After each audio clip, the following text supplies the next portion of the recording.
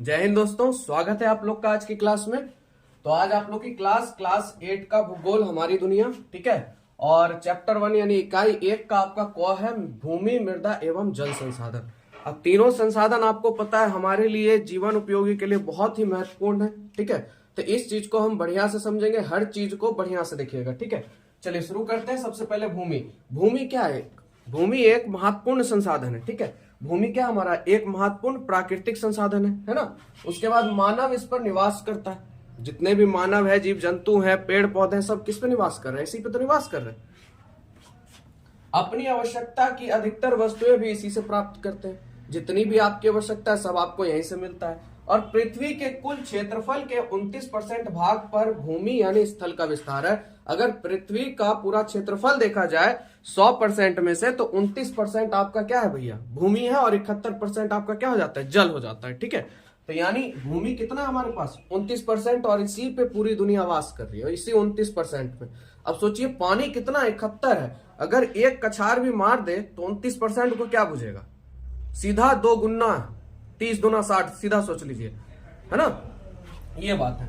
अब आइए भूमि का उपयोग। तो आपको पता होगा भूमि का उपयोग हम किस किस रूप में करते हैं, है कि नहीं। बाय डायग्राम आप देखिएगा तो सड़क, रेल मार्ग बनाने में, सड़क बनाने में भी भूमि का उपयोग होता है, रेल मार्ग में भी होता है, पेड़ पौधे उगाने में भी होता है ना। कृषि कार्य करने में, ये तो सबसे इंपॉर्टेंट है भैया, भूमि का उपयोग कृषि कार्य के लिए होता है। क्योंकि इसी से भैया क्या हम लोग का जो भी मानव है उसका जीवन यापन होता है, मानव जीव जंतु का। मकान बनाने में, निवास करने में, है ना। गांव एवं शहर बनाने में भूमि पे तो बनता है गांव शहर। उसके बाद कारखाने स्थापित करने में, हवाई अड्डा और बंदरगाह बनाने में आपका होता है, तालाब, नहर, कुइया, ये सब भी आपके किसमें बनता है? भूमि पर बनता है, ठीक है। चलिए आगे अब बात करते हैं भूमि उपयोग में अंतर। अब देखिए भूमि उपयोग में हर जगह हर सिस्टम से अंतर है ना। जैसे देखिए भूमि का उपयोग सभी जगह एक समान नहीं है। सभी जगह भूमि का क्या बताइए उपयोग एक समान है। जहां पर रह रहे हैं वहां पे कुछ पता चलता है पहले खेती हो रहा था, तब जाके आप वहां रहना शुरू कर दिए, है ना। गांव घर में क्या होता है? वास का जमीन होता है, एक खेती का जमीन होता है। 2 सिस्टम से वहां पे जमीन का विभाजन कर देते हैं लोग अपने तरफ से, ठीक है। तो वही यहाँ पे कह रहा है भूमि का उपयोग सभी जगह एक समान नहीं है आपका। इसमें अंतर का मुख्य कारण क्या है? समय एवं क्षेत्र के अनुसार मानवीय जरूरतों में बदलाव का आना। यानी मानव जो है अपनी जरूरतों के अनुसार भूमि का बदलाव करता रहता है, ठीक है। और इसी कारण कभी वन क्षेत्र को साफ करके आदिवासी क्षेत्र यानी भाई वहां लोगों का निवास हो जाता है ना, या कृषि क्षेत्र के रूप में विकसित किया जाता है। या तो भाई आदिवासी क्षेत्र निवास करने के लिए बनाया जाता है, या तो उसे कृषि योग पर आधारित किया जाता है, कृषि करने के लिए, ठीक है। तो कभी कभी कृषि क्षेत्र को भी आदिवासी क्षेत्र के रूप में विकसित किया जाता है। कृषि योग्य भूमि पर कारखाने भी लगाए जाते हैं, ये भी बात सही है। अब मान लीजिए क्या है यहाँ पे सबसे बड़ी बात बोली गई है कि भूमि का उपयोग भाई अपनी जरूरतों के अनुसार, मानव अपनी जरूरतों के अनुसार उसको डिफॉल्ट करता रहता है ना, चेंज करता रहता है। अब जहाँ कृषि हो रही है वहां पे कारखाने भी लगाए जा रहे हैं, है ना।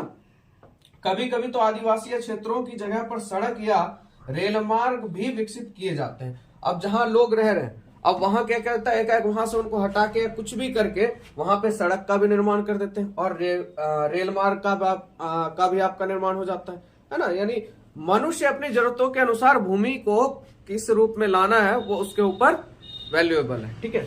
आगे बात करते हैं विश्व के कई स्थानों में फैली घास भूमियों में खेती की जाती है। जितनी भी घास फैली भूमि है वहां पर क्या किया जाता है? खेती किया जाती है। प्रेयरी प्रदेश में गेहूं की खेती की जाती है, याद रखिएगा।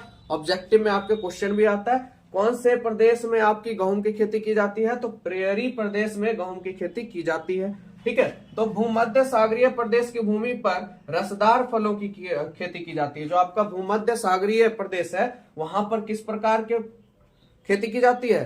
तो रसदार फलों की किसकी खेती की जाती है?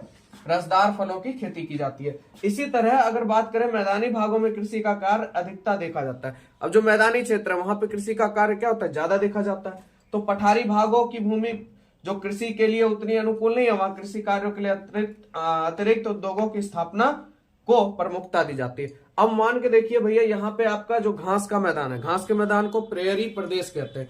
वहां पे आपका क्या सबसे ज्यादा भैया खेती होती है? गेहूं की। उसके बाद है आपका भूमध्य सागरीय प्रदेश। जो भूमध्य सागरीय प्रदेश है वहां पे आपका के रसदार फलों की खेती की जाती है। अब मान लीजिए जो मैदानी भाग है आप लोग का, वहां पे सभी प्रकार की खेती हो जाती है ना, देखा जाए तो। उसके बाद जो पठारीय क्षेत्र है वहां पे अब तो भूमि खेती होगी नहीं, क्योंकि पठार है, पत्थर है ना, वहां तो मिट्टी है ही नहीं। तो वहां पे क्या किया जाता है भैया, उद्योग लगाया जाता है, यानी उद्योगों की स्थापना ज्यादातर वहीं होती है। अब जहां जिस जमीन का उपयोग नहीं है वहां पे उद्योग लगा दीजिए, तो वहां से मतलब उस जमीन से प्रॉफिट तो आएगा, है ना। तो इस तरह से देखिए भूमि का वितरण है, ठीक है। चलिए आगे चलते हैं, आगे की बात करते हैं। तो भूमि उपयोग को प्रभावित करने वाले कारक। अब हम लोग देखेंगे भूमि उपयोग जो करते हैं उसको प्रभावित करने वाले कारक आपके कौन से। तो देखिए भूमि का उपयोग दो प्रमुख कारकों पर क्या होता है, प्रभावित होता है। प्राकृतिक कारक और एक मानवीय कारक, ठीक है। प्राकृतिक कारक और एक आपका मानवीय कारक। अब देखिए सबसे पहले प्राकृतिक कारक को हम लोग जानते हैं। तो देखिए स्थल रूप में विभिन्नता, ये तो आपने देखा है, स्थल में आप हर जगह भिन्न भिन्न चीज देखते हैं, मृदा का यानी मिट्टी का, ठीक है। और मृदा की विशेषता भी अलग अलग क्षेत्रों में अलग अलग विशेषता है मिट्टी की। खनिजों की उपस्थिति, सही बात है, खनिज की भी उपस्थिति अलग अलग जगह अलग अलग तरह से। जलवायु एवं जल संबंधी विशेषता है ना, ये सब किसके कारण, प्राकृतिक कारक। ये सब किसमें आ जाते हैं आपके, प्राकृतिक कारक में भूमि के उपयोग में परिवर्तन ला देते हैं, सही बात है। क्योंकि भैया प्राकृतिक कारण, अभी मान लीजिए जल है, कहीं जल की उपलब्धता ज्यादा है, कहीं जल की उपलब्धता कम है। अब मान लीजिए जहां जल की उपलब्धता कम है, एकाएक वर्षा खूब हो जाए तो जल की उपलब्धता वहां ज्यादा हो जाएगी, है ना। तो प्राकृतिक कारक ये हो गया, इसमें कोई इंटरफेयर नहीं कर सकता। आगे है आपके पठारी क्षेत्रों में भी जहां खनिज पाए जाते हैं, खनिजें पाई जाती हैं, वहां खनन कार्य किए जाते हैं, ठीक है। और मानसूनी जलवायु क्षेत्र में धान की खेती की जाती है। जब मानसूनी आप लोग का जलवायु शुरू होता है, मानसूनी जलवायु, तो वहां पे किसकी खेती की जाती है, धान की खेती की जाती है। तो शीतोष्ण जलवायु के क्षेत्र में आपकी गेहूं की खेती की जाती है। अब देखिए जहां पर आपका ये देखिए मानसूनी है, वहां आपका किसका हो रहा है, धान का, है ना। पानी की व्यवस्था ज्यादा चाहिए, धान को क्या चाहिए, पानी ज्यादा चाहिए। अब जहां शीतोष्ण है यानी ठंडी है, वहां किसका होगा, गेहूं की खेती होगी। अब बात करते हैं मानवीय कारक। अब मानवीय कारक के आधार पर हम लोग चले तो देखिए तकनीकी ज्ञान में वृद्धि, सही बात है, तकनीकी ज्ञान में क्या हो रही है, वृद्धि हो रही है। मानवीय कारक में श्रमिकों की उपलब्धता तथा मानवीय आवश्यकताओं में अंतर है कि नहीं है, और भूमि के उपयोग में परिवर्तन ला देते हैं। ये जो आपके हैं तकनीकी ज्ञान में वृद्धि और श्रमिकों की उपलब्धता और मानवीय आवश्यकताओं में अंतर, जिस प्रकार से जिस व्यक्ति को या मानव को आवश्यकता पड़ती है उस तरह से वो अपना क्या करता है, मानवीय कारक को प्रभावित करता है। जैसे मान लीजिए पहले खेत जोताता था किससे, आप लोग का बैल से, अब क्या हो गया भैया, ट्रैक्टर का मानव को आवश्यकता पड़ी कि नहीं भाई हमको और थोड़ा ज्यादा चाहिए, तो किस चीज का निर्माण हो गया भैया, तकनीक का निर्माण हुआ। तकनीक से क्या बना, ट्रैक्टर बना, ट्रैक्टर से खेत जोता रहा है, जल्दी हो जा रहा है। तो इसी तरह से ये आपको पता होगा कि निर्माण आवश्यकता जो होती है वो क्या होती है आपकी, निर्माण तकनीक जो होती है आपकी आवश्यकता है क्या कराती है, आवश्यकता है निर्माण की जननी है। जैसे जिस चीज को आवश्यकता पड़ती है उस तरह से हम उस चीज का निर्माण शुरू कर देते हैं, है ना कि नहीं। उसके बाद बात करते हैं शहरों के पास भवनों के निर्माण हेतु भूमि की मांग बढ़ी है। शहरों के पास जो बड़े बड़े भवनों का निर्माण हो रहा है वहां पे तो भूमि की मांग बढ़ेगी, है ना, परंतु भूमि की मात्रा तो सीमित है। अब बताइए 29 से क्या 39 हो गया, नहीं हो गया, भूमि की मात्रा वहीं सीमित है, ठीक है। और इस समस्या से निपटने के करीब भारतीय वैज्ञानिकों एवं शहर नियोजकों ने भी ढूंढ लिया। अब ये जो सिस्टम है इसके चक्कर में क्या किया भैया, इस समस्या को निपटाने के लिए तरकीब खोजा, किसने, भारतीय वैज्ञानिकों ने एवं शहर नियोजक ने इस चीज को तकनीक खोज लिया कि भाई भूमि उतनी है, इसी में हम लोग कैसे करेंगे सब चीज सिस्टम, वो भैया वहां पे उन्होंने कर रखा है। अब देखिए हमारे देश में भूमि उपयोग, जो भी हम भूमि उपयोग करते हैं उस सब का जो रिकॉर्ड होता है वो किसके पास होता है, भू राजस्व विभाग के पास। भू राजस्व यानी भूमि राजस्व विभाग रखता है, ठीक है। जितने भी भूमि के आंकड़े हैं सब आपको कहां मिल जाएंगे, भू राजस्व विभाग में, ठीक है। चलिए आगे चलते हैं।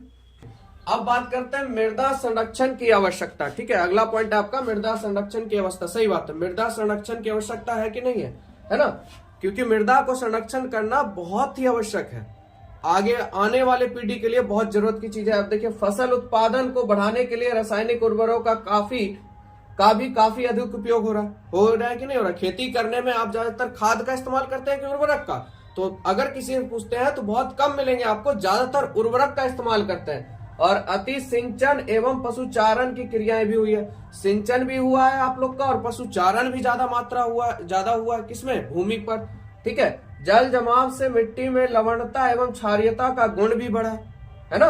आपका जल जमाव से क्या हुआ, मिट्टी में लवणता और क्षारीयता का गुण क्या हुआ, बढ़ा, क्योंकि उसमें आपको पता है क्या क्या हो जाता है, लवणता आ जाता है और क्षारीयता आ जाता है। तो ये भी आप समझ गए। जल जमाव के कारण मृदा में अगर या मिट्टी में जल जमाव ज्यादा हो जाए तो उसके कारण क्या होता है, उसमें अम्लता और क्षारीयता की मात्रा क्या हो जाती है, बढ़ जाती है, और जिससे भूमि का निम्न, जिसे क्या कहा जाता है, भूमि कहाँ चले गए, हाँ, इन सभी कारणों से भूमि के स्वाभाविक गुणों में क्या जाता है, ह्रास आ जाता है। जो भूमि के अंदर गुण है, जो उसके पास क्वालिटी है, उसमें क्या आ जाती है, कमी आ जाती है, और जिसे भूमि का निम्नीकरण कहा जाता है। क्या कहा जाता है, भूमि का निम्नीकरण कहा जाता है। भूमि का निम्नीकरण किस तरह होता है, तो जब जल जमाव के कारण ज्यादा दिन तक जब जल जमाव होता है तो उस जमाव के कारण मृदा में क्या आ जाती है, अम्लीयता आ जाती है और क्षारीयता आ जाती है, जिसके कारण इस दोनों की मात्रा क्या हो जाती है, अम्लीयता और क्षारीयता की बढ़ जाती है, जिसके कारण मृदा का क्या होता है बाबू, ह्रास होता है ना, ह्रास होता है, और इसे ही भूमि का निम्नीकरण कहते हैं। ठीक है। भूमि के अवैज्ञानिक एवं अनियोजित उपयोग के कारण मरुभूमि का प्रचार, भूमि कटाव एवं भूमि के बंजर होने जैसी समस्या बढ़ती जा रही है। अब इस भूमि निम्नीकरण के कारण आप क्या देख रहे हैं, मरुभूमि का प्रचार हो रहा है, भूमि कटाव हो रहा है एवं भूमि के बंजर होने जैसी समस्या बढ़ती जा रही है। तो बताइए संरक्षण करना जरूरी है कि नहीं जरूरी है, तो जरूरी है ना। भूमि को संरक्षित किया जाना क्या है, बहुत जरूरी है। इसके लिए हमें छोटे छोटे कुछ उपाय या काम करने होंगे। अब हमको भूमि संरक्षण करना है तो कुछ छोटे छोटे उपाय या कुछ काम करने होंगे। ठीक है, ये आपके एग्जाम में भी क्वेश्चन पूछता है, भूमि संरक्षण के लिए हमें क्या करना चाहिए। तो देखिए, सबसे पहला, भूमि का उपयोग नियोजित तरीके से हो। किसी भी भूमि को आप अगर मान लीजिए उपयोग कर रहे हैं, उसका नियम के साथ यानी बढ़िया तरीके तौर तरीके से उसका उपयोग होना चाहिए। भूमि पर वन क्षेत्र को बढ़ाया जाए। भूमि अगर आपके पास है या जो भी भूमि है उस पर वन का अधिक से अधिक विकास हो। ठीक है। जैविक कृषि पर बल दिया जाए। कौन सी कृषि हो वहां पे हो, जैविक कृषि। और मरुभूमि के सीमांत पर झाड़ियां लगी जाए। जो मरुभूमि है आपकी, वहां पे क्या किया जाए, उस सीमा पर, उसके सीमांत पर झाड़ियां लगाई जाए। भूस्खलन रोकने के लिए पर्वतीय ढलानों पर वृक्षारोपण हो।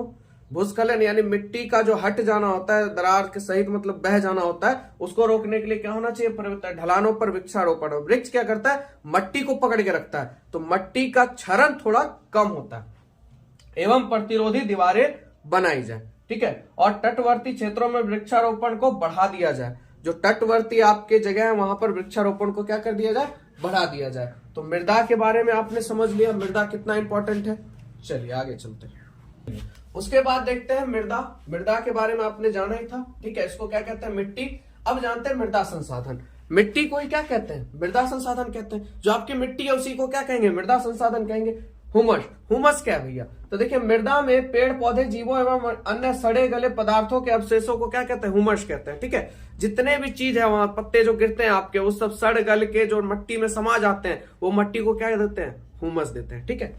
मृदा का उपयोग किसमें होता है, फसलों की खेती करने में होता है, पेड़ पौधे घास झाड़ियों को उगाने में होता है, गृह निर्माण में होता है, मूर्तियों बनाने में होता है, ईंट खिलौना गमला घड़ा सुराही खपड़ा ये सब बनाने में मृदा का उपयोग होता है। ये तो बेसिक सा चीज है, आप लोग को पता होगा। अब जानते हैं मृदा निर्माण। ये मृदा निर्माण क्या है, तो देखिए मृदा के निर्माण में वहां उपस्थित मौलिक चट्टान, क्षेत्र की जलवायु, वनस्पति, सूक्ष्म जीवाणु, क्षेत्र की ऊंचाई, ढाल तथा समय का योगदान होता है। ठीक है। मृदा निर्माण प्रक्रिया में सबसे पहले मौलिक चट्टानें टूटती हैं और टूटे हुए कणों के और महीन होने की प्रक्रिया अनवरत चलती रहती। अब जो चट्टान टूटी वो धीरे धीरे टूटते टूटते टूटते एकदम महीन रूप में टूट जाएगी और हजारों लाखों वर्ष बाद वह चट्टानी टुकड़ा भौतिक, रासायनिक एवं जैविक ऋतु चरण से महीन कण में क्या हो जाएगा, बदल जाता है और उसके बाद जो मृदा कहलाता है। और वही क्या कहलाता है, मृदा कहलाता है। मान लीजिए एक ढेला, ये इस तरह से ढेला, ये इससे ये खंड टूटा, ये इतना को टुकड़ा टूट गया। अब टूटने के बाद इसमें क्या होगा, जैविक, रासायनिक और ऋतु क्षरण, मतलब बहुत सारी प्रक्रिया होते होते धीरे धीरे टूटते टूटते टूटते महीन पाउडर की तरह बन जाएगा और यही आपका क्या कहला जाएगा, मिट्टी कहला जाएगा। ठीक है। और सामान्यतः 1 सेंटीमीटर मिट्टी मोटी सतह वाली मृदा के निर्माण में सैकड़ों हजारों वर्ष लग जाते हैं। अब 1 सेंटीमीटर आप समझते हैं, इतना हो जाता है आपका। ये जो आपकी हाथ की रेखा होती है ना, ये यहाँ पे उंगली, ये यहां से यहां तक आपका 1 सेंटीमीटर होता है। अब सोचिए इतनी मोटी परत मिट्टी की बनने में आपको सैकड़ों हजारों वर्ष लग जाते हैं। सोचिए कितना लंबा प्रक्रिया मृदा का बनने में, है कि नहीं। चलिए तो समझ गए आप लोग, चलते हैं आगे। कहता है जैविक एवं रासायनिक ऋतुचरण। अब देखिए जैविक एवं रासायनिक ऋतुचरण क्या है। तो देखिए पेड़ पौधे जीव जंतु मानवीय क्रियाओं तथा जल की प्रतिक्रियाओं से चट्टानों का टूटना एवं गलना क्या आपका रासायनिक ऋतुचरण, यानी चट्टानों का मानव क्रिया हो या पेड़ पौधे की क्रिया हो या जीव जंतु की क्रिया हो, उस क्रिया से जो क्षरण होता है यानी जो आपका चट्टान टूटता है या गलता है उसको क्या कहते हैं, रासायनिक ऋतुचरण कहलाता है। आगे आपका भौतिक ऋतुचरण। अब देखिए भौतिक ऋतुचरण की बात हो गई तो भैया फिजिक्स से रिलेटेड, यानी देखिए तापमान में उतार चढ़ाव, तापमान में क्या होगा, उतार चढ़ाव होगा, तुषार क्रिया होगी तथा चट्टानी परतों के फैलने सिकुड़ने से चट्टानों का टूटना, बढ़ने फैलने से यानी भाई एकाएक बढ़ जाएगा एकाएक घट जाएगा, टूट फूट होगा, तो ये आपका भौतिक ऋतुचरण कहलाता है। ठीक है, चलिए एक एक पॉइंट को बढ़िया से देखते हुए चलिएगा। आगे है मृदा के प्रकार। अब मृदा के प्रकार की बात करें तो सबसे पहला प्रकार अगर देखा जाए तो उर्वरता के आधार पर। ठीक है, उर्वरता देखिए इसमें क्या है, इस आधार पर मृदा को उर्वर और अनुवर दो भागों में बांटा जाता है। अब भैया मृदा जो है वो उपजाऊ है कि अनुपजाऊ है, इस दोनों के रूप में देखा जाता है। ठीक है, और यहां पर उर्वर मृदा उपजाऊ होती है जबकि अनुवर मृदा क्या होती है, अनुपजाऊ होती है ना। नदी घाटी क्षेत्रों की मृदा उर्वर, जो आपकी नदी घाटी के आसपास जितने भी एरिया है वो आपके कैसे होते हैं, उर्वर होते हैं यानी उपजाऊ होते हैं, और पहाड़ी एवं मरुस्थलीय क्षेत्र के जो आपके मृदा होती है मिट्टी होती है वो अनुवर होती है यानी अनुपजाऊ होती है। ठीक है, दूसरा है आपका गठन या संरचना। अब दूसरे पे चलते हैं हम लोग जिसमें गठन या संरचना के आधार पे हम देखेंगे। तो देखिए इसके आधार पर मृदा को बलुई मृदा, चिकनी मृदा एवं दोमट मृदा में बांटा जाता है। ये जो आपका गठन एवं संरचना के आधार पर बांटा जाता है तो कितने प्रकार में आपके बलुई मृदा में, चिकनी मृदा, चिकनी मृदा और दोमट मृदा में बांटा जाता है। बलुई मृदा में देखिए नाम सही सुनिए, बलुई यानी बालू होगा उसके अंदर, बलुई मृदा में क्या होगा, बालू होगा और कले दोनों होते हैं, साथ ही साथ बालू होगा और थोड़ा सा आपका कले भी उसमें होगा, वो आपका कौन सा मृदा कहलाएगा, बलुई मृदा। ठीक है, परंतु इसमें बालू का अंश अधिक होता है, बलुआई मिट्टी है तो बालू का अंश क्या होगा, ज्यादा होगा, है कि नहीं। चिकनी मृदा में कले की अधिकता होती है। अब चिकनी मृदा में कले की क्या होगी, अधिकता होती है ना, और जबकि दोमट मृदा में बालू और कले का मिश्रण लगभग समान अनुपात में होता है। अब देखिए भाई मिट्टी में कले और बालू का मिश्रण कैसे है। अगर आपका बालू ज्यादा है और क्ले कम है तो आपका बलुआई मृदा है। अगर आपका क्ले ज्यादा है और बालू बहुत कम है नाम मात्रा में तो आपका डोमेट मृदा, और आपका बालू और क्ले दोनों समान मिश्रण में है तो दोमट मृदा। ठीक है, समझ में आ गया आप लोग को। चलिए अब बात करते हैं रंग के आधार पर। ठीक है, आपने देखा होगा बहुत जगह मतलब लाल मिट्टी, काली मिट्टी, इस तरह से मिट्टी होती है। भाई कैसे, तो रंग के आधार पर, इस आधार पर मिट्टी का लाल मृदा है ना, लाल, काली, भूरी मृदा और बादामी मृदा, इस चार रूपों में बांटा गया। किसके आधार पर, आपके रंग के आधार पर। कौन कौन सा, लाल मृदा, काली मृदा और बादामी मृदा और भूरी मृदा। ठीक है, यानी चार रंग पे इसको बांटा गया मृदा को, जो आपका लाल मृदा, काली मृदा, भूरी मृदा और बादामी मृदा। ठीक है, चलिए आगे देखते हैं। तो देखिए मृदा के प्रकार, इसको बाय डायग्राम हम लोग समझते हैं। देखिए उर्वरता के आधार पर आपने कितने चीज सीखे भैया, एक उपजाऊ और एक अनुपजाऊ। जो उपजाऊ है यानी उर्वर, जो अनुपजाऊ है यानी बंजर जिसको कहेंगे उसको अनुवर। उसके बाद गठन या संरचना के आधार पर हमने तीन मिट्टी देखा, एक बलुआई था आपका, एक चिकनी और एक दोमट। बलुआई में फिर से बता दूं कि बालू का अंश इसमें ज्यादा होगा और कले का अंश कम होगा। ठीक है, और चिकनी में क्या था आपका, कले ज्यादा था और बालू का अंश भैया क्या था, कम था। और दोमट में बालू और कले दोनों का मिश्रण क्या है, समान अनुपात में। ठीक है, और उसके बाद रंग के आधार पर हमने चार रंग देखे थे, लाल, काली, भूरी और बादामी। किस किस रंग की मिट्टी होती है, लाल, काली, भूरी और बादामी। ठीक है, चलिए देखिए आप लोग वीडियो देखते हैं पूरा देखा कीजिए आराम से, क्योंकि हर एक पॉइंट आपके एनसीईआरटी से लिया गया। ठीक है, और बिहार बोर्ड की किताब से, और इतना पॉइंट इसमें वीवीआई है कि आपका कंपटीशन भी इससे रिलेट कर जाएगा। इतना बढ़िया बढ़िया पॉइंट है। ठीक है, किताब पढ़िएगा, नॉलेज जबरदस्त हो जाएगा। चलिए देखिए भारत में जलोढ़ मृदा, भारत में कौन कौन सी मृदा पाई जाती है, सबसे पहले इसको देख लेते हैं। तो जलोढ़ मृदा, काली मृदा, लाल मृदा, पीली मृदा और लेटेराइट मृदा और मरुस्थलीय मृदा। ठीक है, एवं पर्वतीय मृदा पाई जाती है। तो आपने कितने मृदा देखे भारत में? 1 2 3 4 5 6 1 7 मृदा। यानी भारत में कितने प्रकार के मृदा पाए जाते हैं? 7 प्रकार के।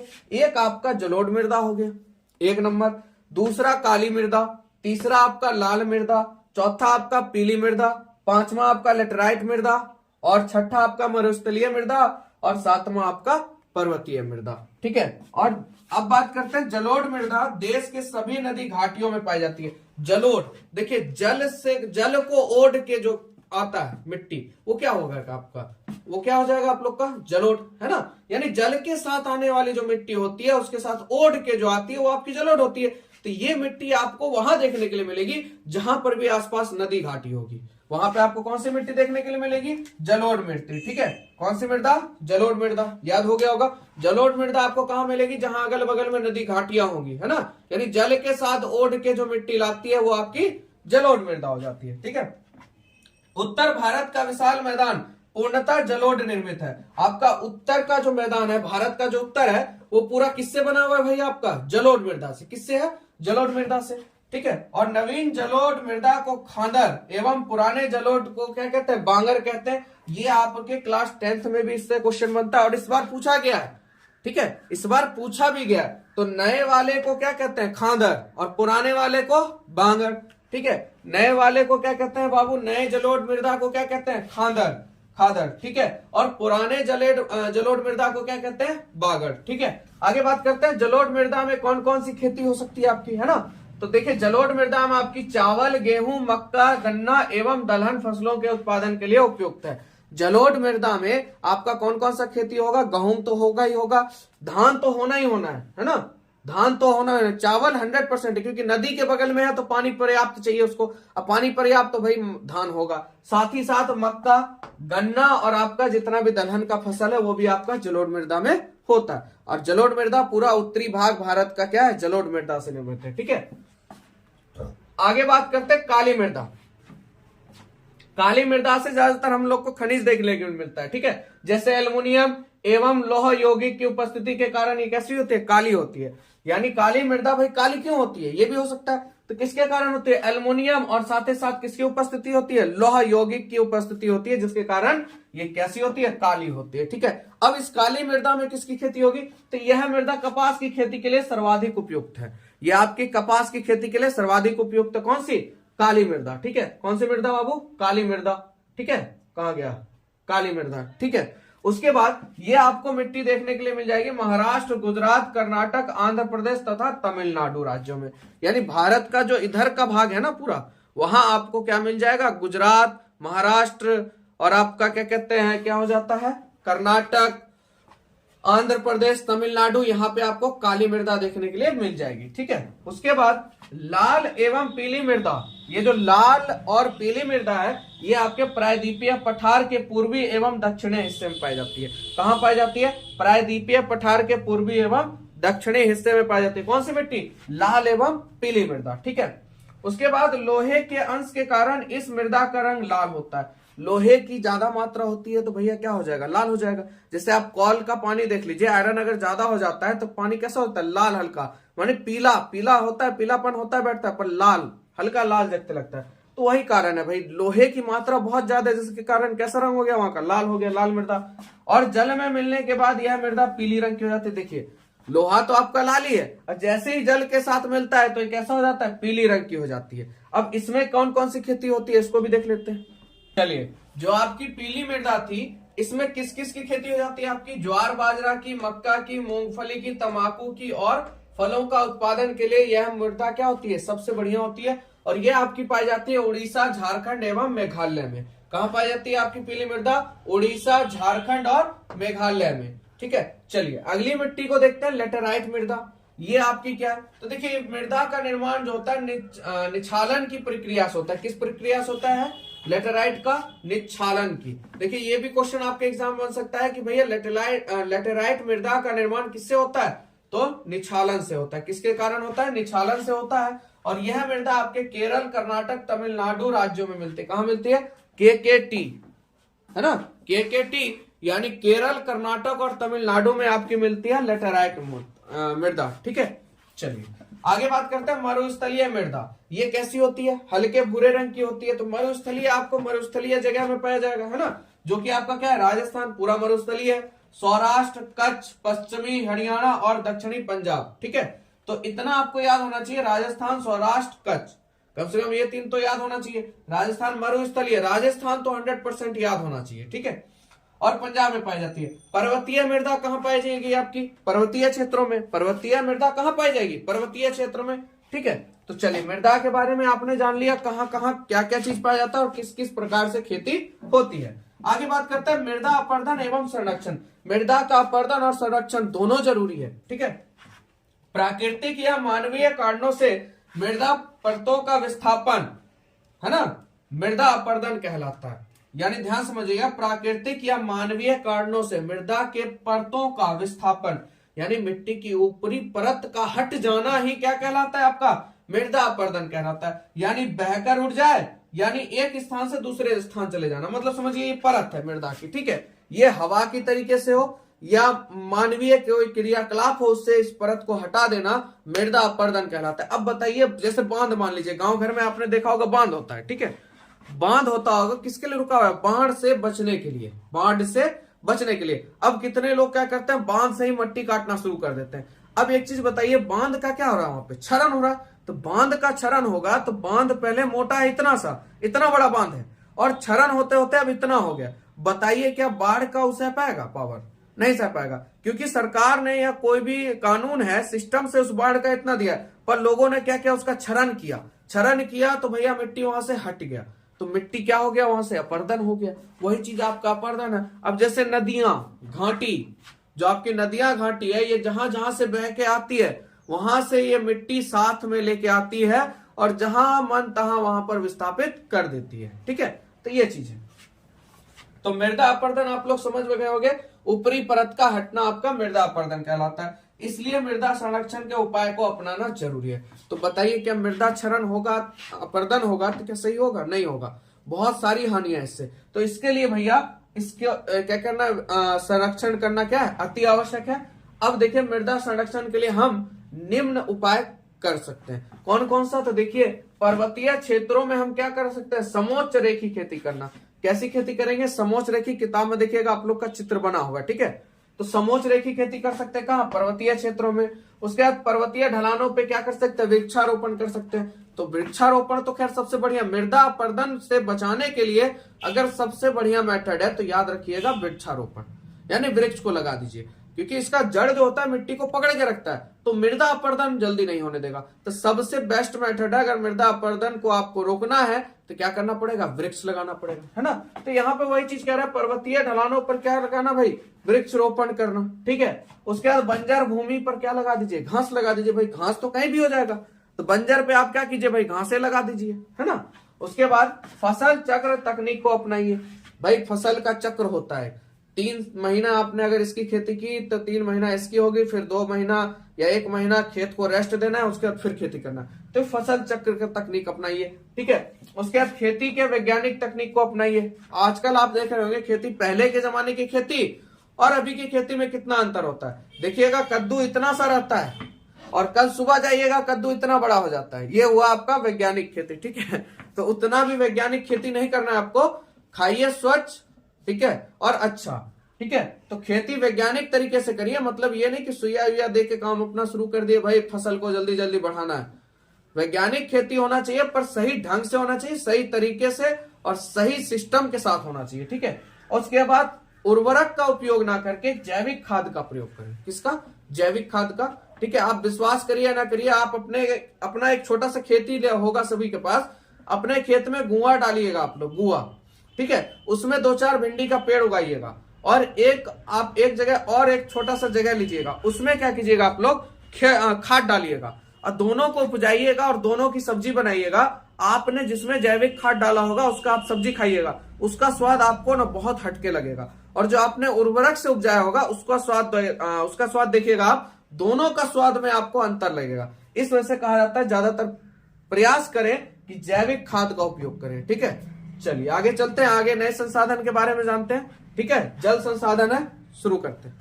तो जल संसाधन को हम लोग देखते हैं तो देखिए वैज्ञानिक दृष्टि से हाइड्रोजन के 2 अणु और ऑक्सीजन के 1 अणु मिलकर किसका निर्माण करते हैं, जल का निर्माण करते हैं। यानी हाइड्रोजन के 2 अणु और ऑक्सीजन के 1 अणु मिलकर किसका निर्माण करते हैं, जल का निर्माण करते हैं। यानी इसी को ना आप लोग कहते हैं H2O, यानी हाइड्रोजन के क्या अणु, 2 अणु और ऑक्सीजन का O है यहाँ पर, इसका मतलब ऑक्सीजन क्या अणु होगा, 1 अणु होगा। ये किसका निर्माण हो रहा है, जल का निर्माण हो रहा है, ठीक है। और यह जल तरल, गैस एवं ठोस तीनों अवस्था में पाया जाता है। ये जो जल पाया जाता है आपका, ये ठोस में भी पाया जाता है, द्रव में भी पाया जाता है और गैस में भी पाया जाता है, ठीक है। और उसके बाद पृथ्वी के अलावा किसी भी ग्रह पर अभी तक जल नहीं मिला है, ठीक है। एकमात्र पृथ्वी पे ही जल मिला है और इसीलिए पृथ्वी को, आप लोग को पता होगा कि पृथ्वी को नीला ग्रह किस लिए कहा जाता है, क्योंकि पृथ्वी पर पानी की मात्रा क्या है, अधिकता है। यानी 71% पानी है और आपका 29% क्या है, स्थल है, यानी कि भूमि है। इस जल का पृथ्वी पर सबसे बड़ा भंडार जो है वो आपको कहां देखने के लिए मिलता है, महासागरों में। यानी आपको अगर भैया जल देखना है तो कहां देखना पड़ेगा, महासागरों में। जैसे कि आपका प्रशांत महासागर में अगर जल की मात्रा को देखा जाए तो 49.9% है। यानी सोचिए 50% तो अकेला पैसिफिक ओशियन यानी प्रशांत महासागर ले गया, है ना। उसके बाद अटलांटिक महासागर 25.7%, हिंद महासागर आपका 20.5% और आर्कटिक महासागर 3.9% पे। देखिए आप ये नहीं सोचिएगा कि भाई 100%, 71% तो क्या आपका जल है, ये तो 50 और 25 ज्यादा ही हो गया। ये नहीं, जल की मात्रा 100% में आपको बताया जा रहा है कि इतना परसेंट इसमें डिस्ट्रीब्यूट है। और पृथ्वी की ओर से देखा जाए तो 71% क्या आपका जल है और 29% आपका भूमि है, ठीक है। दोनों 2 चीज है। अब देखिए ये तो महासागर हो गया।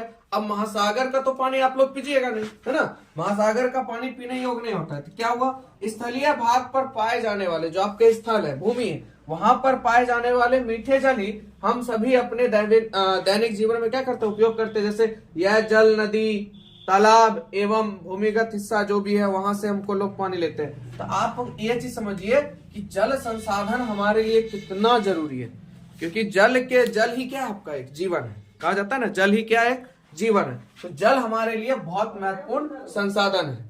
अब उसके बाद करते हैं जल का उपयोग। जल का उपयोग किस किस रूप में, तो देखिए पानी का उपयोग पीने के लिए करते हैं। पीने के लिए तो पानी का ही उपयोग कीजिएगा। कपड़ा धोने के लिए भी होता है पानी का उपयोग। पीने के लिए जल का उपयोग होता है। सबसे महत्वपूर्ण काम तो पीना ही है। और दूसरा नेसेसरी काम है आपका कपड़ा धोना, साफ सफाई में रहना, शौच निपटाने में, भोजन बनाने में, बागवानी तथा खेती में भी इसी का उपयोग होता है। किसका, जल का उपयोग होता है। अब चलते हैं आगे, हम लोग जल चक्र को जानते हैं, ठीक है। तो जल चक्र क्या है, ये एक ऐसा चक्र है जिसमें महासागरों का जल वाष्पीकृत होकर वायुमंडल में जाता है, वहां बादल का निर्माण कर यह वर्षा जल के रूप में धरती पर आ जाता है और यह जल बहकर पुनः महासागरों में चला जाता है। फिर से वाष्पन, बादल निर्माण तथा वर्षा की क्रिया होती है और जल चक्र इसको कहते हैं। यानी बाय डायग्राम अगर मैं आपको समझाऊं तो देखिए, थोड़ा सा मैं इसे मिटा लेता हूं, आप लोग समझ गए होंगे ये पॉइंट सब। तो इसको थोड़ा सा मिटा लेते हैं।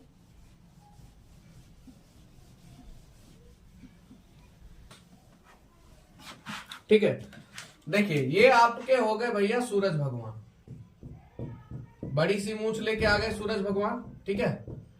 ये आपका महासागर है और ये आपके बादल भैया, ठीक है, बादल है। ये सूरज की रोशनी से क्या आता है, हीट आता है, यानी उष्मा आती है कि नहीं आती है। तो ये महासागर में जैसे पड़ेगी तो ये वाष्पन बनेगा। वाष्पन यानी बूंद, छोटी छोटी बूंद जो है यहां से उड़ के कहां पे जाएगी, बादलों के पास चली जाएगी, ठीक है।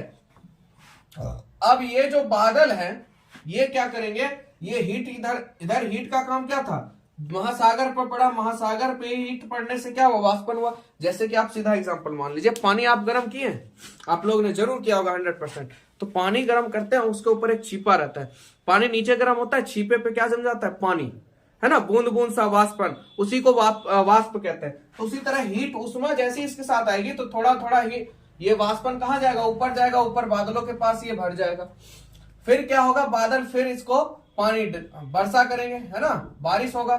फिर से ये बारी, अब मान लीजिए यहाँ स्थल है, ये स्थल है, यहाँ पड़े, महासागर में भी पड़ेगा और ये सब पानी बह के कहां चल जाएगा, महासागर में। फिर महासागर के पास सूरज की रोशनी आएगी, फिर यही काम होगा, और इस पूरे काम को क्या कहते हैं हम लोग? जल चक्र कहते हैं। इसी को कहते हैं साइक्लोन, सॉरी जल चक्र, साइक्लोन में आ गया, जल चक्र कहते हैं। ठीक है, क्या कहते हैं? जल चक्र कहते हैं। समझ में आया आप लोग को?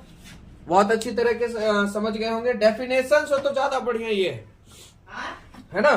तो आप लोग समझ गए जल चक्र, है ना। बाय डायग्राम सबसे ज्यादा बेटर है आप लोग का। सूरज की किरणों से भाई क्या हुआ? जल का वाष्पन हुआ, वाष्पन से क्या गया भाई? जल कहाँ गया? बादल में, बादल से फिर पानी उछला, फिर कहाँ गया? महासागर में, फिर महासागर में क्या पड़ा? हीट पड़ा। तो इस तरह से जो राउंड सिस्टम है यही आपका क्या कहलाता है? जल चक्र कहलाता है ना। उम्मीद है आप लोग बहुत बढ़िया समझ गए होंगे। चलिए इसका आगे पॉइंट देखते हैं। चलिए अब हम लोग देखते हैं जल का वितरण। जल का वितरण कहाँ कहाँ कितना परसेंट है? तो देखिए महासागर में आपका टोटल जल का वितरण जो मैंने पीछे बताया था 97.3% आपका महासागर अकेला ले लेता है। उसके बाद बर्फीला क्षेत्र जो है आपका 2.0% ले लेता है। उसके बाद भूमिगत क्षेत्र जो है 0.68% ले लेता है आपका। अलवर्णीय झील जो है आपका वो लेता है 0.009%। उसके बाद स्थलीय समुद्र एवं झील ये भी आपका उतना ही परसेंट ले लेता है 0.09%। वायुमंडल में कितना परसेंट पाया जाता है जल भैया? 0.0019%। ठीक है, यानी 0.019%। ठीक है, और नदियों में आपका मात्र पाया जाता है 0.001%। तो टोटल वितरण आपका कितना निकल के आया? 100%। इस तरह से आप मतलब हमारे पृथ्वी पे जल का क्या है? वितरण है। तो यानी अगर कहा जाए सबसे ज्यादा जल पाया कहाँ जाता है आपका? महासागर में। ठीक है, आगे बात करते हैं जल संकट की। तो जल संकट क्या है? देखिए जल एक नवीकरणीय संसाधन है। जल किस प्रकार का संसाधन है? नवीकरणीय संसाधन है। इसका नवीकरणीय जल चक्र द्वारा होता है ना। नवीकरणीय संसाधन है। नवीकरणीय का मतलब क्या? खत्म होने के बाद पुनः प्राप्ति की जा सकती है। और नवीकरणीय का मतलब होता है खत्म होने के बाद पुनः प्राप्ति की उम्मीद नहीं होती। ठीक है, तो इसका नवीकरण किसके द्वारा होता है? जल चक्र द्वारा होता है, स्वतः प्रकृति में होता है। ठीक है, और पृथ्वी पर जल का विशाल भंडार होते हुए भी आपको पता होगा पीने लायक जल की मात्रा 1% से भी कम है। यानी अब यहाँ पे देखिए 97.3% पानी है, पूरा महासागर में भरा हुआ है, तब भी पानी पीने के लिए मात्र 1% से भी कम हमारे पृथ्वी पर पानी मौजूद है। ठीक है, तो इसका वितरण तो असमान ही है। और जल भी प्रदूषण तेजी से हो रहा है। जल ये तो वितरण आप देख रहे हैं किस तरह से वितरण है, असमान वितरण है। और साथ ही साथ जल क्या हो रहा है? प्रदूषण भी बहुत तेजी से हो रहा है। ठीक है, इसलिए जल धीरे धीरे दुर्लभ होते जा रहा है। जल हमसे क्या हो रहा है? दुर्लभ हो रहा है, यानी दूर होते जा रहा है। और विश्व जनसंख्या की वृद्धि दर से पानी की जरूरत में 2 गुने की वृद्धि आई है। जिस तरह से जनसंख्या में वृद्धि हो रही है पानी में भी 2 गुनी वृद्धि आई है। ठीक है, और विशेषज्ञों का अनुमान है कि भविष्य में विश्व के अधिकांश देश जल अभाव से ग्रसित होंगे। ठीक है, वैज्ञानिक दृष्टिकोण से देखा जाए तो आने वाले भविष्य में जल संकट से बहुत लोगों को झेलना पड़ेगा। क्या चीज? जल संकट। इसी वजह से जल का बचाव अति आवश्यक है। ठीक है, क्योंकि सबसे महत्वपूर्ण संसाधन है आपका जल, क्योंकि जल ही क्या है? आपका जीवन है। आगे बात करते हैं जल की कमी के कारण। जल की कमी का कारण क्या?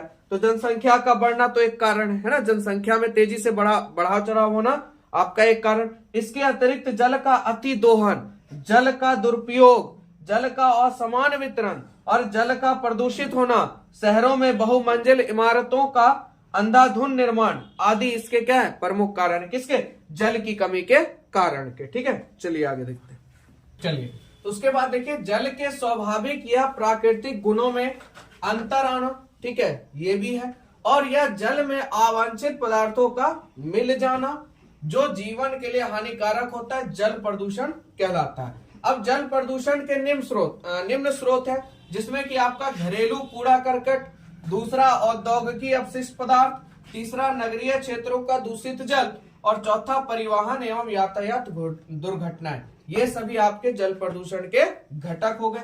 उसके बाद इस प्रदूषित जल को पीने से कई प्रकार की बीमारियां होती है, जैसे उल्टी आना, किडनी का खराब होना, पेट दर्द, सिर दर्द, डायरिया, छाती दर्द, हड्डी का विकृति, वजन घटना या दिमागी विकृति आदि। ठीक है, देखिए जल से कितना इंपॉर्टेंट है जल आप लोग के लिए। ठीक है, और हमें अपना जीवन बचाने के लिए जल को प्रदूषित होने से बचाने के साथ साथ इसकी बर्बादी को भी रोकने हेतु प्रयत्न करना चाहिए। इसके लिए कुछ तकनीक हमको अपनाने की क्या है? जरूरत है। जो देखिए जैसे में वर्षा जल संग्रहण की तकनीक, ठीक है, वर्षा जल को क्या करना चाहिए, संग्रहण करना चाहिए, क्योंकि उसका जल जो होता है बहुत बढ़िया होता है, ठीक है, मतलब उसको पीने योग्य बनाना ज्यादा बढ़िया। छत का वर्षा जल संग्रहित करना, छत पर वर्षा जल संग्रहित कर सकते हैं। जल का समुचित उपयोग कीजिए, ठीक है, बढ़िया से उपयोग कीजिए। जल को प्रदूषित होने से बचाइए। जल के पुनः चक्रण तकनीक को अपनाइए। सिंचाई के लिए आधुनिक तकनीक को अपनाइए, जैसे आजकल ड्रिप तंत्र चल रहा है ना, जितना पानी की जरूरत है बस ड्रिप से उतना ही पानी जा रहा है। जल संरक्षण की महत्ता को बताइए हर किसी को। आपने देखा होगा कहीं कहीं टोटी चलते रह जाता है, तो उसको ये चीज समझाइए कि भाई जल की उपलब्धता क्या है और जल की कमी से क्या होगा, ठीक है। और प्राचीन जल संचय की तकनीकों को अपनाना, तो इस सब से हम जल को बचा सकते हैं। तो आशा है कि आप सभी बच्चे समझ गए होंगे। तो टॉपिक आप लोग का ये खत्म हो गया, इकाई का क। तो टॉपिक कैसा लगा, और अगर आपको बढ़िया लगा तो लाइक ईमानदारी पूर्वक दे दीजिएगा, और जरूर वीडियो को शेयर कीजिएगा ताकि और लोगों को भी अच्छा लगे। क्या पता आपकी कृपा से और भी कुछ हो जाए, ठीक है। तो मिलेंगे आप लोग से नेक्स्ट वीडियो में।